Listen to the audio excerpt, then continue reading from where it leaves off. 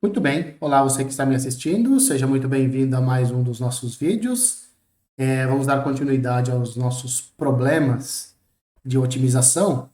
E no vídeo de agora nós queremos maximizar o volume de um copo que tem um formato cônico.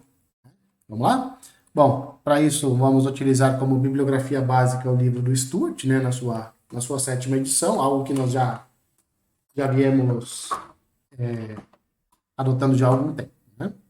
Antes de passarmos para o problema, vale lembrar o teste da derivada primeira para valores extremos, que fala que se C é um número crítico de uma função contínua, se para todos os valores menores do que C a derivada é positiva, e para todos os valores de C, para todos os valores de x maiores do que C, a derivada é negativa, então a f de C é o máximo absoluto da nossa função. Por outro lado, se para todos os valores menores do que C a derivada é negativa e para todos os valores maiores do que C a derivada é positiva, então a f de C acaba sendo um mínimo absoluto da nossa função. Beleza? Como nós queremos maximizar, nós vamos estar numa situação desse tipo aqui, numa situação desse primeiro aqui, né? Vamos lá, qual que diz o exemplo, né? Então, um copo com formato cônico é feito de um pedaço circular de papel de centro C e raio A, né? Então, aqui está o centro, aqui está o raio, né? Cortando-se fora um setor circular, conforme mostra a figura, e depois junta-se esse segmento AC com esse segmento BC. Né? O que está pedindo aqui é para nós encontrarmos a capacidade máxima desse copo que nós formamos desse jeito. Então, a brincadeira é mais ou menos essa daqui, ó. Eu fiz aqui um papelzinho, né? Peguei uma circunferência, cortei um setor circular, aqui está o nosso ponto A, aqui está o nosso ponto B e aqui está o centro. Você pode perceber aqui que esse raio aqui, ó, da nossa circunferência, ele mede A. Muito bem. Quando você faz esse movimento aqui, ó, olha o que está acontecendo. Quando você faz esse movimento, o que você consegue é um cone circular reto, né? Juntou aqui o A com o B, aqui embaixo, né? Aí você obteve um cone circular reto. Você obteve ali um chapéuzinho, aquele chapéuzinho que as crianças usam nas festinhas infantis, né? E se você for perceber aqui, ó, olha quem que virou o vértice do nosso cone. Aquele ponto C, aquele que era o centro da nossa circunferência, ele acabou virando o vértice do nosso cone. E olha outra coisa interessante, sabe o raio da circunferência? Então, o raio da circunferência, ele acabou virando a geratriz desse nosso cone. Beleza? Muito bem.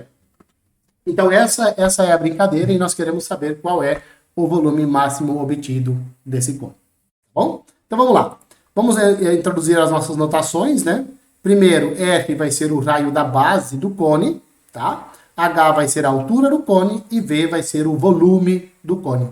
R e H, aqui não importa muito as medidas, se é em centímetros, se é em metros, tanto faz, tá? Muito bem. Então, quando nós montamos o copo em formato cônico, o ponto C se torna o vértice e a sua geratriz acaba medindo A, que foi exatamente isso que eu acabei de mostrar aqui para vocês nesse meu papelzinho que eu fiz, tá?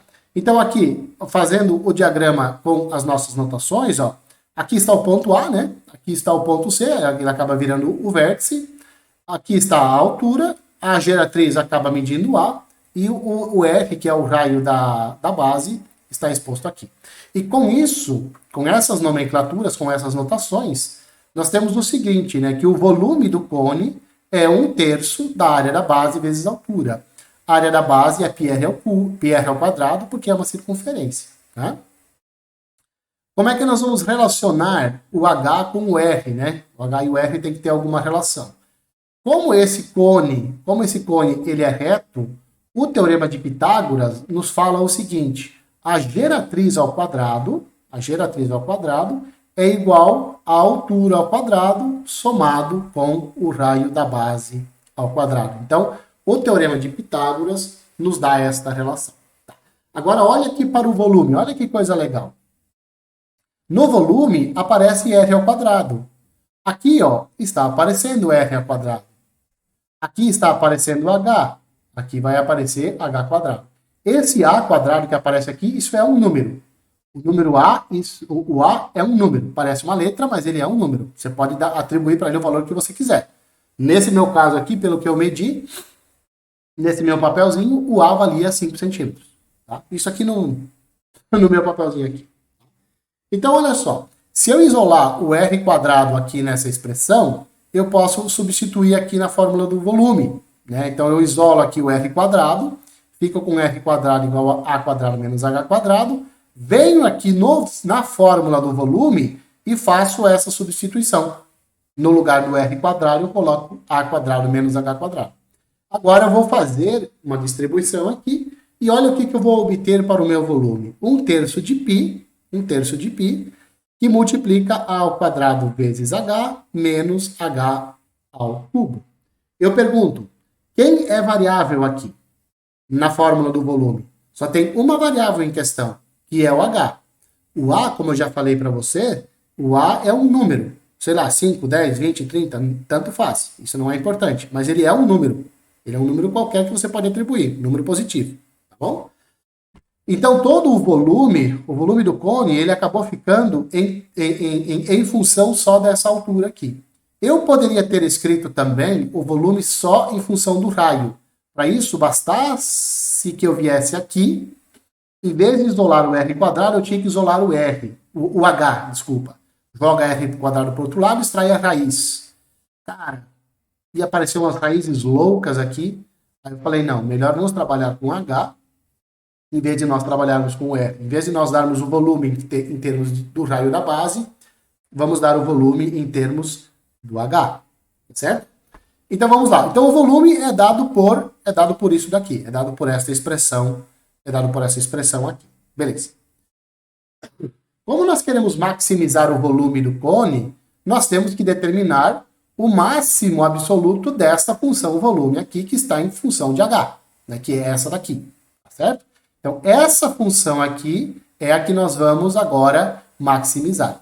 Para nós maximizarmos essa função, nós precisamos determinar os pontos críticos, ou os números críticos do volume, através da sua derivada, que é isso daqui.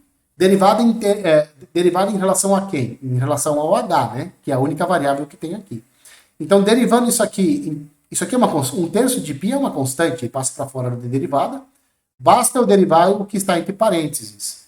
A derivada do primeiro termo é A quadrado, porque A ao quadrado é um número, é uma constante. H ao cubo é 3H quadrado, sua derivada. Né? Então, a derivada do volume fica isso daqui. Essa derivada, ela existe em todos os pontos. Então, os únicos pontos críticos que ocorrem nessa função é quando a derivada é zero. Mas a derivada só é zero quando esse pedaço entre parênteses for igual a zero. Porque o que está fora de parênteses nunca vai ser zero.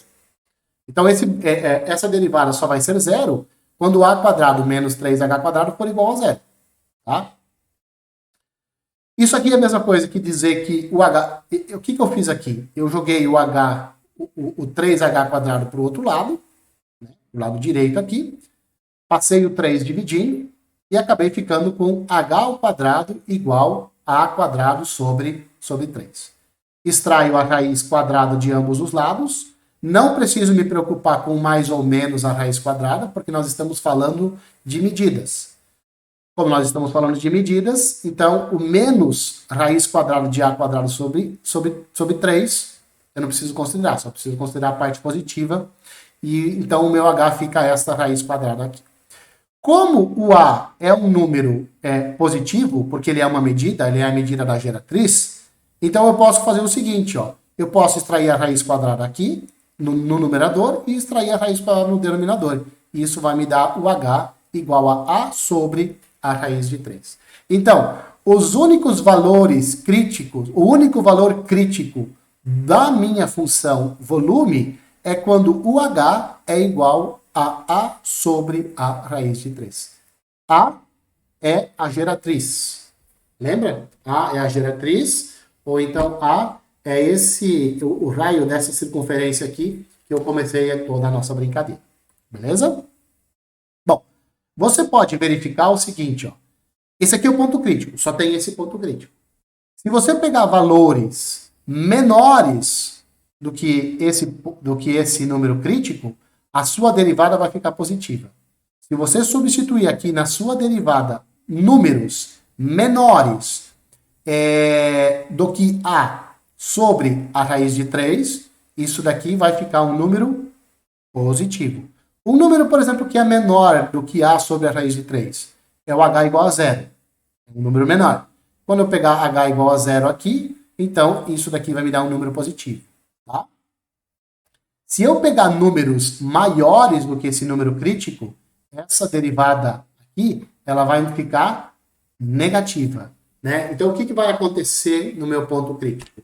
Antes do ponto crítico, as derivadas, as inclinações da tangente são positivas.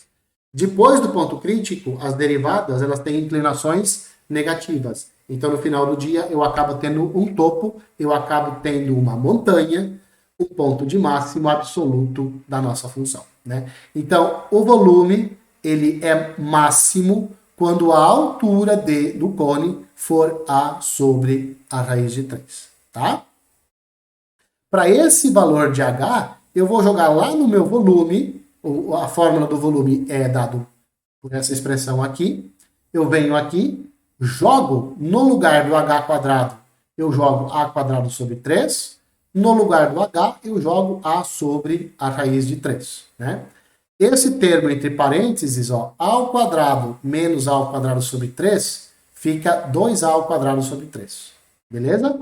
Aqui eu vou fazer as contas, ó. O 3 está no denominador, 3 está no denominador e raiz de 3 está no denominador.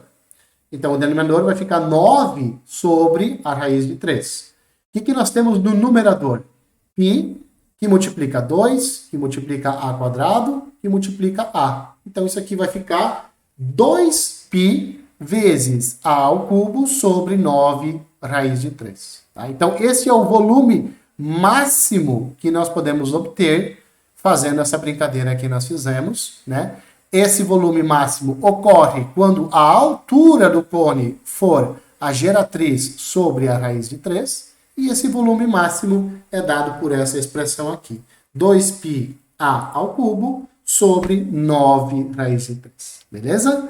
Adorei esse exercício, eu gostei muito de resolver ele, especialmente porque você tem que usar um pouco a sua imaginação, né? Porque é o seguinte, quando você tem um pedaço de papel, assim, né?